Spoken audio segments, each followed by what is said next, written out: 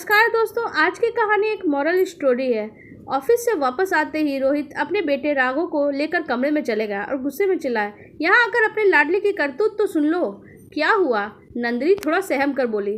रोहित का गुस्सा ऐसा ही है, जोर जोर से चीखना, चिल्लाना और गुस्से में किसी को भी कुछ भी कह देना। नंदिनी सोच रही थी पता नहीं आज क्या हो गया है। ये सोचते हुए राघव के कमरे में गई तो रोहित राघव को घूरते हुए पूछ रहे थे, क्या हुआ था आज स्कूल में? नंदिनी के चेहरे पे थोड़ी सी उलझन थी। उसने एक बार राघव को देखा, फिर रोहित की ओर पलट कर बोली, क्या हुआ है? क्यों इतने गरज रहे हो? क्या किया है इसने? अपने लाडले से ही पूछो, क्या किया है इसने? आज इस स्कूल से फ़ोन आया था, इसने किसी लड़के के साथ मारपीट की है, इसलिए 2 हफ्ते से स्कूल से निलंबित कर दिया गया है।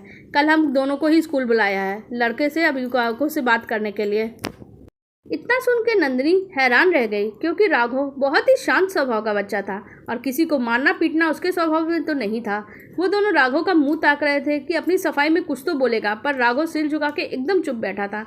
रोहित का पारा फिर से चढ़ने लगा और नंदिनी की ओर देख के बोले, तुम ही पूछो इसको क्या हुआ है, मुझे तो ये कुछ बताएगा नहीं, दुश्मन उम्र है ना इसका।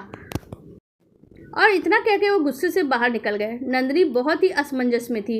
एक तो उसे ये नहीं समझ में आ रहा था कि राघव ने किया क्या है, और दूसरा रोहित का व्यवहार उसे और भी ज़्यादा परेशान कर रहा था। कम से कम आज तो अपना गुस्सा छोड़कर बेटे से बात कर लेते, हमेशा मुझे ही आगे कर देते हैं। किशोरावस्था में है राघव, 100 तरह की समस्याओं से जूझ रहा होगा, शायद मुझसे खुलकर बात भी ना कर पाए। क्या करूँ क्या ना करूँ, इसी दौड़बीन में नंदिनी बैठी थी कि राघव उसके पास आके गोदी में सिर रख के लेट गया। नंदिनी ने प्यार से उसके सिर पर हाथ फेरा तो उसने महसूस किया कि राघव अपने आंसू रोकने की कोशिश कर रहा है और इस कोशिश में उसका पूरा शरीर कांप रहा था। नंदिनी का कलेजा मुंह को आ गया कि ऐसा क्या हो गया। किशोरावस्था में बच्चों का रोना सहज नहीं होता। 15 साल का बच्चा किसी के सामने रोने में अपनी तौहीन समझता है, क्योंकि उम्र ही ऐसी होती है। उसे ऐसा लगता है कि अपनी समस्याएं वो खुद सुलझा सकता है, पर सच तो ये है कि इस उम्र में ही सबसे ज़्यादा मार्गदर्शन की ज़रूरत होती है। नंदिनी बिना कुछ बोले राघव के सिर पर हाथ फेर रही थी और इंतजार कर रही थी कब राघव का मन शांत हो और वो कुछ बताए। लगभग 10 मिनट ऐसे ही लेटे रहने के बाद राघव कुछ संभल गया था और उठ के बैठने के बाद नंदिनी की ओर देखा और बहुत ही धीमी और दृढ़ आवाज़ में बोला, माँ, आज जो कुछ भी हुआ है उसके लिए स्कूल से मुझे जो भी सज़ा मिलेगी मुझे मंजूर है। आपने ही सिखाया है, गलत काम होते देख चुप मत रहना। उतना ही गलत होता है अगर चुप रहो तो, जितना वो गलत काम करने वाला होता है। यह कहकर उसने नंदिनी को बताया। आज स्कूल के स्पोर्ट्स पीरियड ख़त्म होने के बाद उसकी दोस्त प्रिया कपड़े बदलने गई तो सुमित, जो पहले से ही प्रिया को परेशान करता था, खिड़की के झरोखे से उसकी वीडियो बनाने की कोशिश करने लगा। मैंने और दोस्तों ने उसे जब पकड़ लिया और उसका फ़ोन छीनकर वीडियो डिलीट कर दिया। इस छीना झपटी में सुमित को हल्की सी चोट लग गई। हमने इस बारे में किसी से शिकायत नहीं की, क्योंकि प्रिया ने हमसे वादा लिया था इन सब के बीच में उसका नाम सामने न आए, नहीं तो स्पोर्ट्स से उसको अपना नाम वापस लेना पड़ जाएगा, क्योंकि लड़कियों की गलती निकालना बहुत आसान होता है। लेकिन सुमित ने हमारी शिकायत कर दी, क्योंकि वीडियो तो डिलीट हो चुका है, अब हमारे पास भी कोई सबूत नहीं है। अपनी बात कहकर राघव अपने कमरे में चला गया और नंदिनी ने नज़र उठा के देखा, रोहित सारी बात सुन रहे थे। अब तक उन्हें भी इस बात को समझ में आ गया था कि राघव और उसके दोस्तों की कोई गलती नहीं है। उन्होंने नंदिनी का हाथ अपने हाथों में लिया और बोले, चिंता मत करो, कुछ नहीं होगा राघव को। कल मैं बात करूंगा प्रिंसिपल से।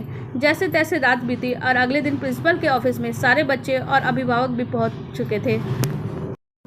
नंदिनी यह देख कर हैरान थी कि सुमित माँ बाप की तैयारी ऐसे चढ़ी हुई थी मानो राघव और उसके दोस्तों ने ही पता नहीं कितना बड़ा जुर्म कर दिया हो। उन्हें इस बात का एहसास भी नहीं था कि उनका बेटा कितने गलत रास्ते पे जा रहा है। सबके आ जाने के बाद जब प्रिंसिपल ने बात करना शुरू किया तो रोहित ने अपनी इजाज़त लेकर सुमित का फ़ोन मांग लिया। पहले तो सुमित ने ये झूठ बोल दिया कि वो फ़ोन लेकर स्कूल नहीं आता रहता, पर जब बैग की तलाशी हुई तो फ़ोन उसके पास से निकल गया। रोहित ने फ़ोटो गैलरी में रिसाइकिल बिन पर क्लिक किया तो डिलीटेड वीडियो मिल गई। शायद हड़बड़ी में किसी को याद नहीं था कि बिन में भी डिलीटेड वीडियो होती है। रोहित ने बिना कुछ कहे वीडियो प्रिंसिपल के सामने कर दी। इसके बाद कुछ भी कहने सुनने की ज़रूरत नहीं पड़ी। प्रिंसिपल ने सुमित को इस हरकत के लिए स्कूल से निलंबित कर दिया और राघव और उसके दोस्तों की तारीफ़ की कि उन्होंने प्रिया का नाम किसी के सामने नहीं लिया था। प्रिंसिपल ने रोहित और नंदिनी को कहा, आप लोगों ने अपने बच्चे और लड़कियों की इज्जत करना, गलत काम का विरोध करना सिखाया है, बहुत अच्छे संस्कार दिए हैं, इसके लिए आप बधाई के पात्र हैं। यह सुनकर राघव और उसके दोस्तों और माता पिता के चेहरे पर गर्व भरी मुस्कान आ गई। सुमित के माता पिता ने अपना चेहरा झुका लिया। यह देख नंदिनी उसके पास आई और बोली, हम सभी माता पिता अपने बच्चों को अच्छे संस्कार ही देना चाहते हैं। पर आजकल का माहौल ऐसा है कि बच्चों को बिगड़ने में वक्त नहीं लगता, इसलिए हमें उनकी गतिविधियों पर ध्यान देना होगा।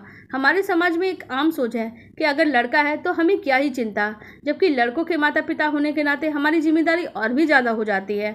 हमें उन्हें सिखाना होगा कि लड़का चाहे परिवार में हो या बाहर हो, लड़कियों की इज्जत करे, और यही हमारी परवरिश को दर्शाता है। जब हम बेटों की माँ हैं तो हमारी जिम्मेदारी ज़्यादा है। अगर हम छोटी उम्र में ही उनको ये शिक्षा देंगे कि आने वाले सालों में कोई भी निर्भया या प्रियंका बेमौत नहीं मरेगी। ये सुनकर सभी माता पिता ने सहमति में सिर हिलाया और संकल्प लिया कि अपने बच्चों को सही दिशा में मार्गदर्शन देंगे। आपको हमारी ये कहानी कैसी लगी कमेंट सेक्शन में जरूर बताइएगा। साथ ही वीडियो को लाइक कर दीजिएगा और हमारे चैनल को सब्सक्राइब कर लीजिएगा। धन्यवाद।